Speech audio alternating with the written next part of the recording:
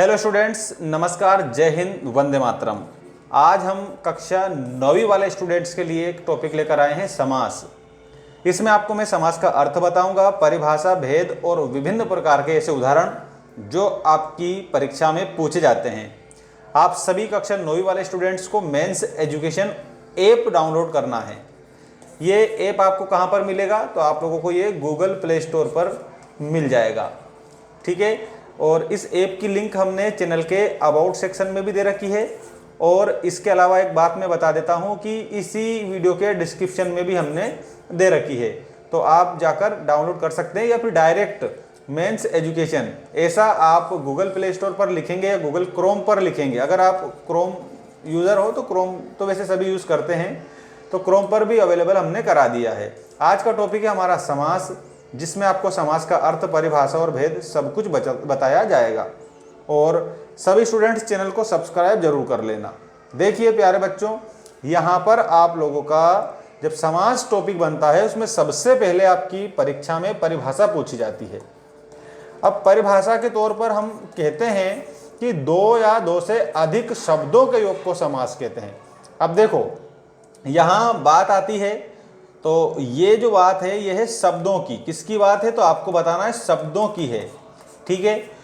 अब दो या दो से अधिक शब्द कैसे? जैसे मान लीजिए आपके सामने यहाँ पर लिखा है, मैंने एक शब्द है नील और एक शब्द है आपके सामने कमल।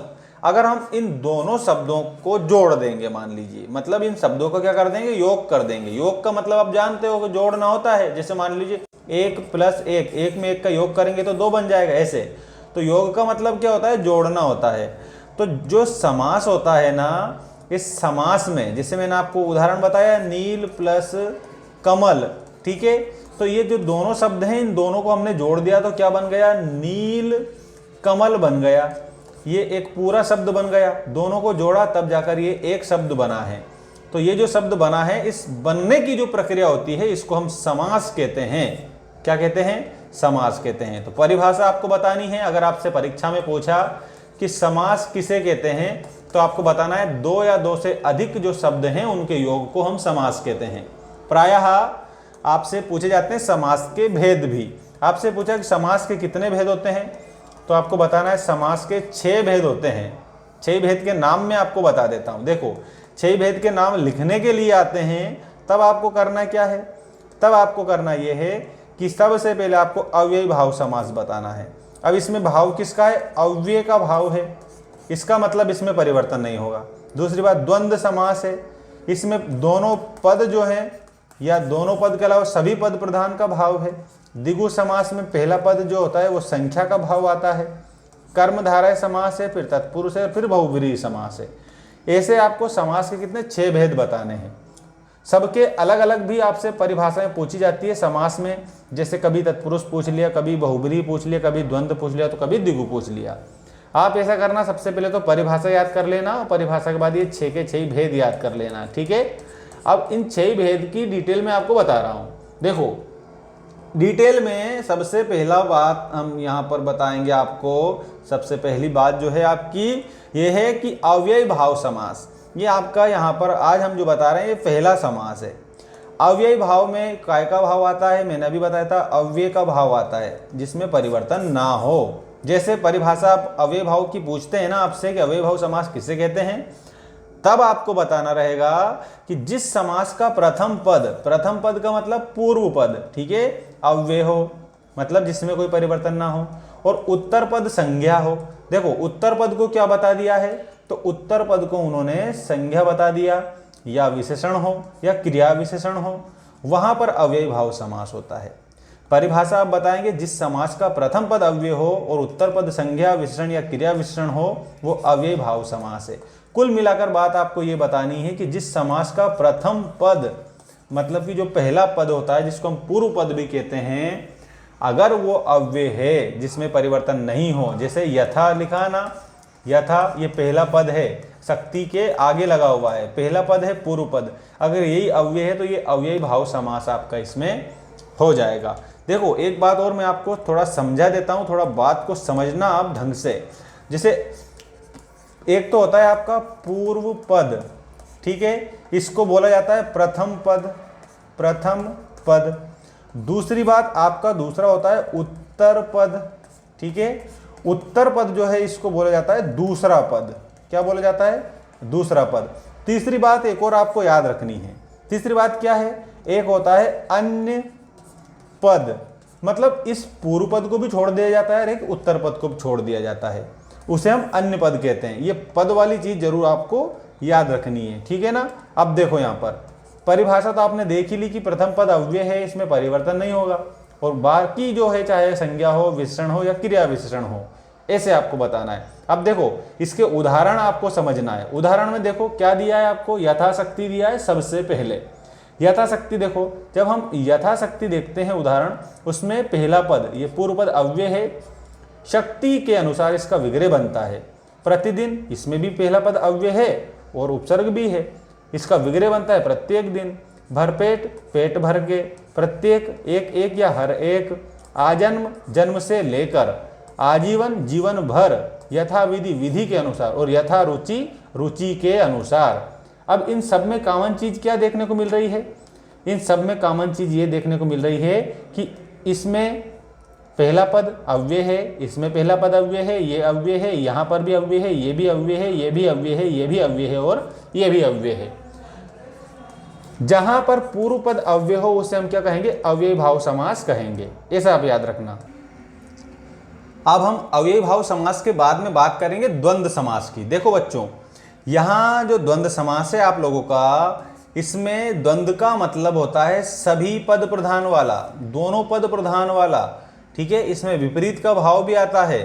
तो जब आपसे परीक्षा में प्रश्न पूछते हैं कि द्वंद्व समास की परिभाषा उदाहरण सहित बताइए, तब आपको क्या बताना है परिभाषा में कि जिस समास में दोनों या सभी पद प्रधान हो। देखो, या तो दोनों पद प्रधान होंगे या फिर सभी पद प्रधान होंगे। जिस समास में सभी पद प्रधान होते हैं, जैसे राम, लक्ष्मण, भरत, शत्रुघ्न। ठीक है, राम, लक्ष्मण, भरत, शत्रुघ्न, तो राम और लक्ष्मण और भरत और शत्रुघ्न, ऐसे करके 4 ही पद है, इसमें सब प्रधान है।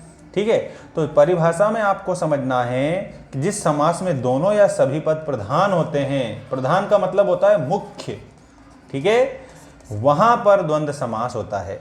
अब उदाहरण हम देखेंगे तो ज्यादा अच्छे से समझ आ जाएगा द्वंद्व समास में। उदाहरण में क्या है, देखो आप सभी उदाहरण यहां पर आप लोगों को दिया है माता पिता। इसमें विग्रह जब हम करेंगे समास का तो क्या बनेगा? माता और पिता। ठीक, ये भी प्रधान है और ये भी प्रधान है। दिन रात, दिन और रात, इसमें दोनों पद है, ये दोनों पद प्रधान है। भाई बहन, इसमें दोनों पद है, भाई और बहन, इसका विग्रह बनेगा, ये भी प्रधान है। पाप पुण्य, पाप और पुण्य, ये भी प्रधान है। लाभ हानि, लाभ या हानि और लाभ, तो ये दोनों पद प्रधान है। कुल मिलाकर द्वंद्व में प्यारे बच्चों आपको बताना है कि या तो सभी पद प्रधान हो, ठीक है, या फिर यूँ कहो कि दोनों पद प्रधान हो, उसे हम क्या कहेंगे? द्वंद्व समास कहेंगे। जैसे माता पिता, दिन रात, भाई बहन, पाप पुण्य, लाभ हानि, ठीक है, अपना पराया, ये सब, इन सभी में क्या है तो आपको बताना है द्वंद्व समास है। और परिभाषा ये दे ही दी है हमने। परिभाषा आपसे पूछेंगे तो आप बता देना, जिस समास में दोनों या सभी पद प्रधान होते हैं उन्हें द्वंद्व समास हम कहते हैं। अब हम बढ़ेंगे अगले समास की तरफ और वो रहेगा आप लोगों का द्विगु समास। देखो, द्वंद्व में और द्विगु में एक फर्क है, जो फर्क है ये मैं आपको पहले बता देता हूं। देखिएगा, द्विगु जो समास होता है ना, इसमें संख्यावाची पद होता है पहला पद। संख्यावाची, संख्यावाची का मतलब होता है उसमें किसी भी प्रकार की संख्या का पता चलता है, किसी प्रकार की संख्या का बोध होता है। ठीक, तो परिभाषा देखो, अगर आपसे परीक्षा में प्रश्न पूछा द्विगु समास किसे कहते हैं, उदाहरण सहित बताइए, तो आप बताना जिस समास में प्रथम पद संख्यावाचक विशेषण होता है और उत्तर पद विशेष्य होता है उसे द्विगु समास कहते हैं। देखो, प्रथम पद कैसा होता है? संख्यावाचक। ये देखो, सबसे पहली बात समझ जाओ, यहीं से आपका समास बन जाएगा। प्रथम पद संख्यावाचक होता है, ठीक, विशेषण होता है, और उत्तर पद विशेष्य होता है, ठीक, उसे हम क्या कहेंगे? तो उसे हम कहेंगे द्विगु समास। अब द्विगु समास में संख्यावाची पद देख लेते हैं, हम उदाहरण देख लेते हैं। तो उदाहरण जब हम इसमें देखते हैं तो ये रहे हमारे उदाहरण।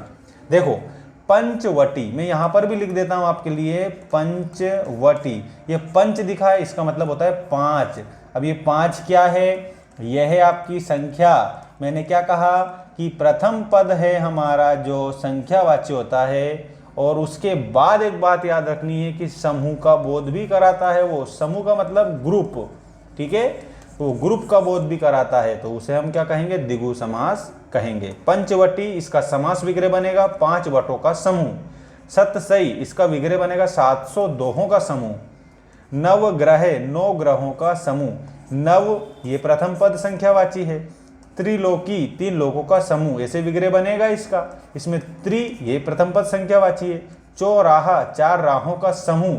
समूह समूह जिसमें आ रहा है इसका मतलब ग्रुप होता है, देख सकते हो आप सभी। तो पहला पद संख्यावाची और समूह का बोध भी कराता है, वहां पर आपका समास होगा द्विगु समास। चौराहा में 4 राहों का समूह ऐसे बनता है। त्रिफला में 3 फलों का समूह बनता है। अष्टाध्यायी में 8 अध्यायों का समूह बनता है, ठीक है। ये आपका द्विगु समास कंप्लीट होता है। अब एक बात और सुन लो, अष्टाध्यायी अगर रचना है, ये पाणिनि की रचना है, ठीक है। सतसई जो है ये बिहारी जी की रचना है, बिहारी रीतिकाल के कवि हैं। बिहारी सतसई में 719 दोहे हैं। पंचवटी मैथिली शरण गुप्त की रचना है, ऐसे आप याद रखना, ठीक है। अब हम बढ़ेंगे, हमारा जो अगला समास है बहुव्रीहि समास। प्यारे बच्चों, बहुव्रीहि समास में आपको परिभाषा लिखनी रहेगी। जिस समास का अन्य पद प्रधान हो उसे बहुव्रीहि समास कहते हैं, अथवा जिस समास में प्रथम एवं द्वितीय पद को छोड़कर कोई तीसरा पद प्रधान हो, या यूं कहें अन्य पद प्रधान हो, उसे हम बहुव्रीहि समास कहते हैं। दशानन 10 है आनंद जिसके अर्थात रावण। पीतांबर पीले हैं वस्त्र जिसके अर्थात विष्णु। ये तीसरा पद यहाँ निकल के आ रहा है, देखो ये तीसरा पद है सब में, अर्थात के बाद वाला अन्य पद है, ठीक। दशानन 10 है आनंद जिसके अर्थात रावण। पीतांबर पीले हैं वस्त्र जिसके अर्थात विष्णु। नीलकंठ नीला है जिसका कंठ अर्थात शिव जी। चतुरानन 4 है आनंद अर्थात मुख ब्रह्मा जी। नीलकंठ नीला है कंठ जिसका अर्थात शिव जी। चतुर्भुज 4 है भुजाएं जिसकी अर्थात विष्णु जी।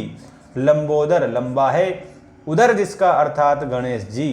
तो ये जो सब समास है, ये उदाहरण जो हमने आपको बताए, सब में अन्य पद प्रधान हमने बना दिया है। तो यहाँ पर हमारा बहुव्रीहि समास होगा। और परिभाषा आपको लिखनी है प्यारे बच्चों कि जिस समास का अन्य पद प्रधान हो उसे बहुव्रीहि समास कहते हैं। और एक और परिभाषा बता देता हूँ, जिस समास में प्रथम और द्वितीय पद को छोड़कर कोई तीसरा पद या फिर तीसरे पद की जगह आप अन्य पद भी बता सकते हैं, अन्य पद प्रधान हो, वहां पर आपका बहुव्रीहि समास होता है। ऐसे आप उदाहरण में याद रखेंगे, ठीक। दशानन 10 आननानि यस्य सहा, ये संस्कृत में बनता है। पीतंबर पीतम अंबरम यस्य सहा, ऐसे संस्कृत में बनता है। और लंबोदर ये भी संस्कृत में पूछा जाता है, लंबम उदरम यस्य सहा, ठीक है। इस प्रकार से आपको उत्तर में बताना रहेगा।